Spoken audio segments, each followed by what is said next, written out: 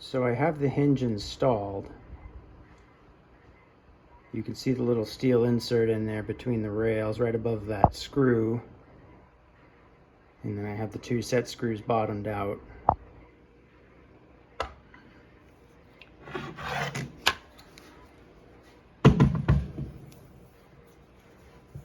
And the slop I'm getting appears to be in that pin right there, and then in that hinge right there.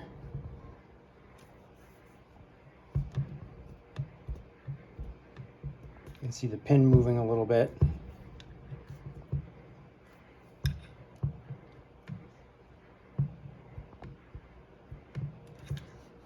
And then the hinge moves too. I don't think it's the hinge moving